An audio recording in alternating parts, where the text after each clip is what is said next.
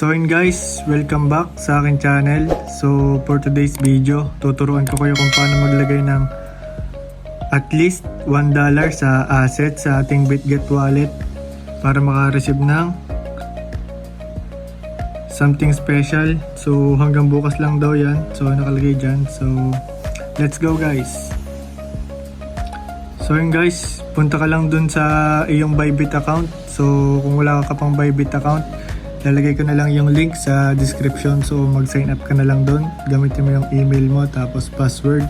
Tapos sa baba ng password, meron ng referral code. Gamitin mo yung referral code.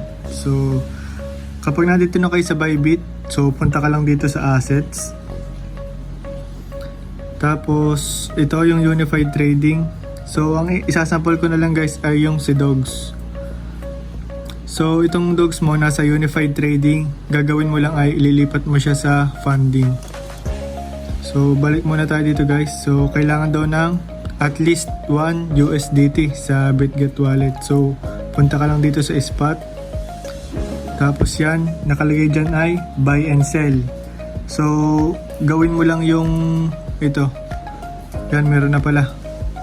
Ito, ang 1.5 USDT ay 1,000. Ito, gawin natin 1,000 lang. Yan, 1 to na Dogs ay 1.4 USDT. So nakalagay doon ay at least 1. So pwede na yung 1,200 na Dogs yung ilalagay natin sa BitGet wallet. So after nyan guys, balik lang uli kayo dito sa assets. Tapos pindutin nyo lang yung transfer ito. Yan, tapos pagpalitin nyo lang ito, Unified Trading papunta sa funding.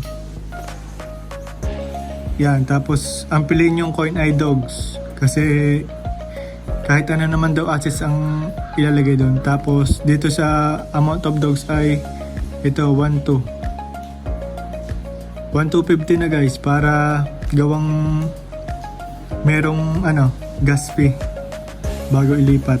Tapos confirm mo lang yan. And so after nyan, punta ka naman dito sa funding with zero balance para yan. So after nyan guys, nandito na yung Dogs sa iyong funding account. So after nyan, pindutin mo lang itong withdraw. Tapos click mo itong Dogs. So ganito yung lalabas. So kailangan mo ng address, tapos network, tag. Yan. So after nyan guys, punta ka naman sa BitGet wallet. So after nyan guys, kapag nandito ka na sa iyong BitGet wallet, pindutin nyo lang itong wallet sa baba. Yan. Tapos ito, hahanapin mo yung Dogs. So wala pa dyan yung Dogs guys. So pindutin mo lang itong plus. X. Tapos isearch mo yung Dogs.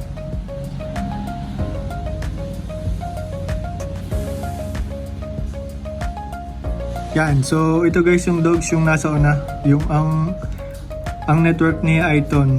So i-add mo lang ito guys. Ito add. Pindutin mo yung plus. Yun, so naka-add na daw yung guys. Yan, so after nyan, pindutin mo yung ito, sa may Ton. Itong ilagay mo all minutes para lahat ay kasama. Tapos after nun guys, pindutin mo yung Dogs.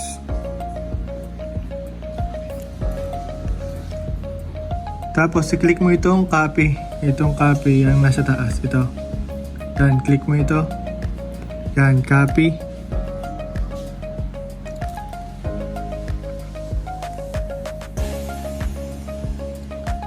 Yan, pwede din dito guys sa may sa may receiving.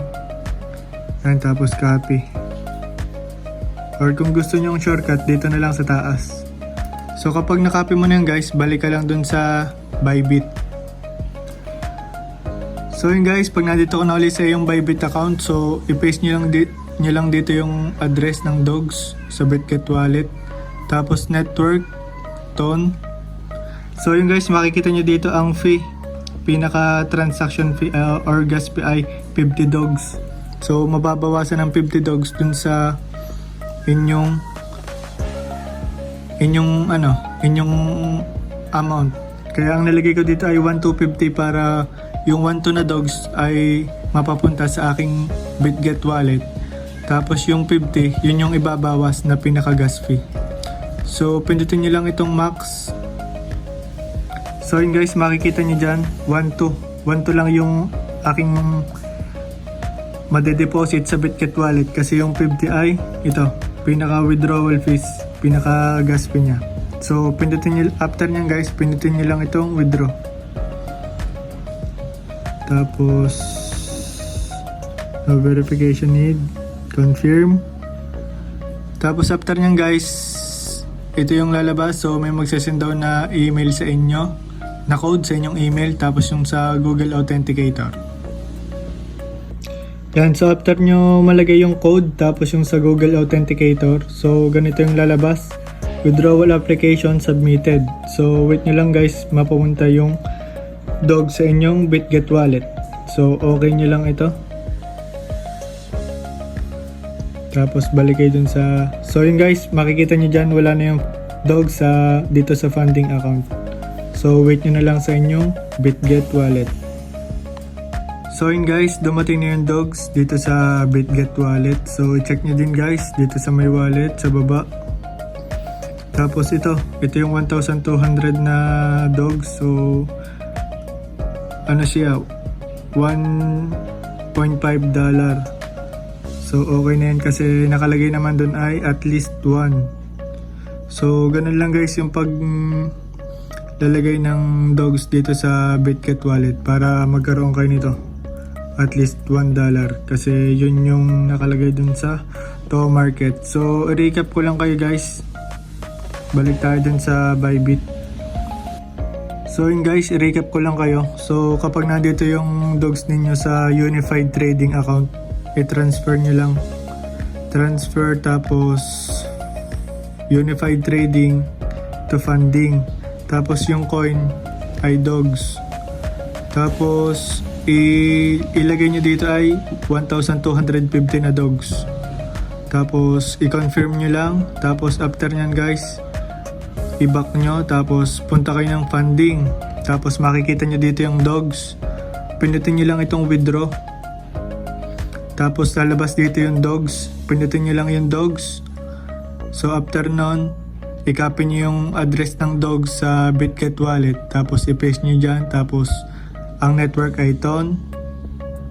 Tapos i-confirm nyo lang yung sa kung ilang dogs yung ilalagay nyo. Ipindutin nyo yung max. Tapos confirm nyo lang. Tapos lalagay yung verification code na magsesend sa inyong Gmail. Tapos yung sa Google Authenticator. So ganun lang guys yung paglalagay ng at least $1 sa BitGet wallet. So kung may katanungan kayo ay comment nyo lang sa baba, at huwag nyo kakalimutan i-like, i-share at i-subscribe ang aking channel for more updates at iba pang tutorial. God bless!